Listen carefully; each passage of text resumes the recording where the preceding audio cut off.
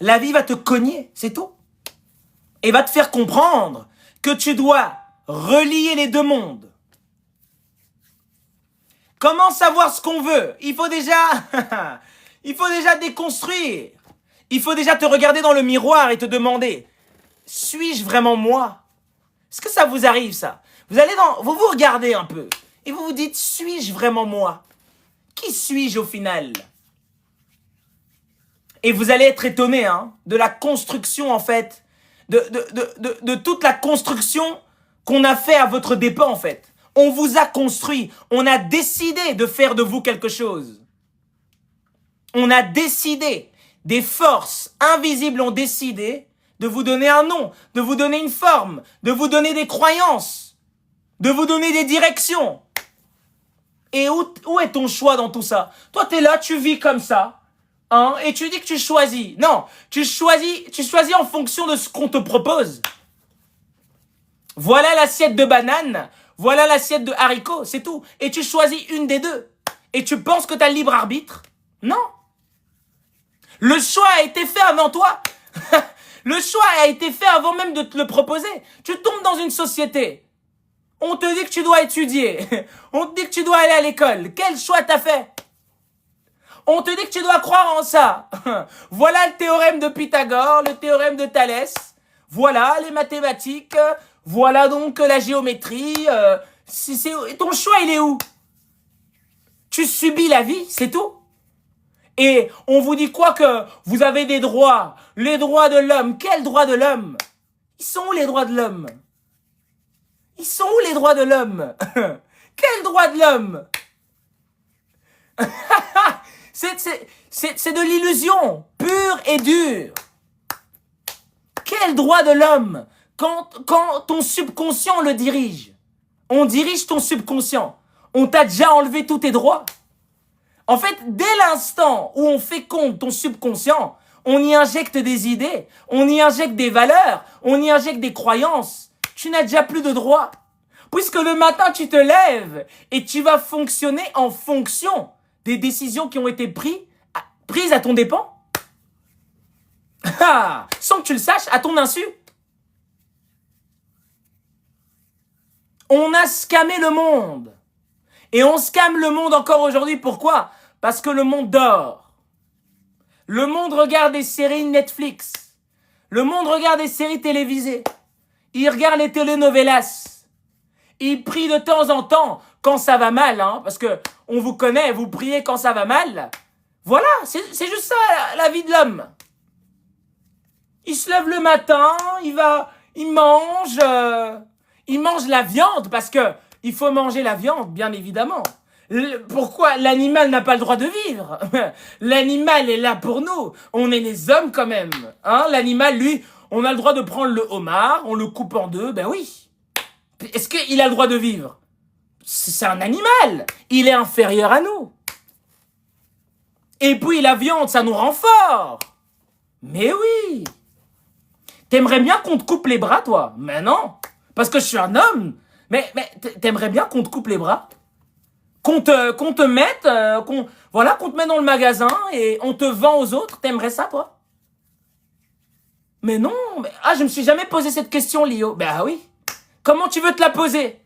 Dans un monde où la viande, c'est normal de la manger? Mais mon ami, ce n'est pas normal. Ce n'est pas normal. Ce n'est pas normal. L'animal a le droit de vivre, tout comme toi, tu as le droit de vivre. Pourquoi lui, il serait moins légitime de vivre que toi? Donc toi, Donc lui, tu le tues et tu t'en fous d'où il... Même s'il souffre, c'est pas grave. Quand même. Et puis vous dites que vous allez aller au paradis. Mais ça, c'est la meilleure. Tu tues les moutons, tu manges. Ben oui, c'est la fête du mouton, on le mange. Et puis donc, moi je vais au paradis parce que vraiment devant Dieu, je suis pur. Et le mouton, lui, il va où? Il meurt seulement et ça s'arrête? Donc lui, sa destinée, c'est d'être coupé pour toi, te permettre de bien te remplir le ventre et d'aller au paradis parce que tu es un bon croyant. Vous voyez pas que l'homme a été matrixé? On lui a retourné le cerveau.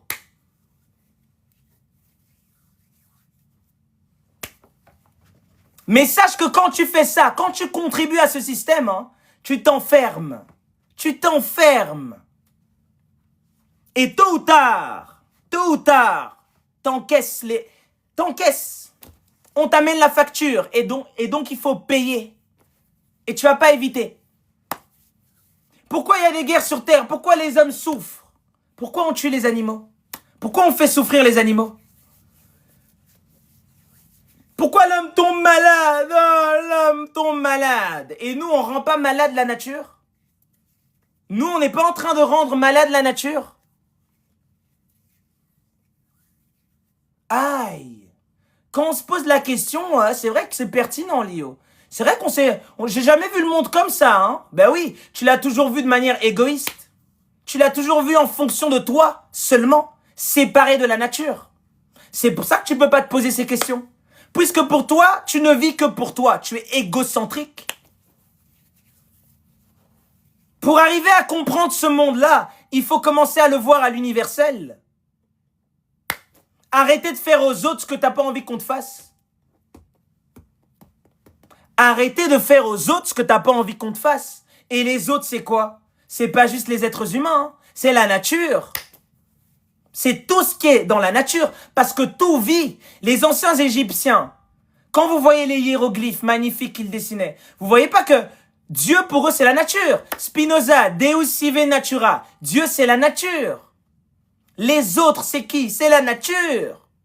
C'est pas juste l'homme. L'extérieur c'est la nature. Et donc quand l'homme tue la nature, mais il tue qui? Il se tue lui-même. Quand tu fais du mal à quelqu'un, tu fais du mal à qui? Mais tu fais du mal à toi-même. Puisque l'autre est dans ton jeu. L'autre est dans ton réseau. Il est dans ton champ vibratoire.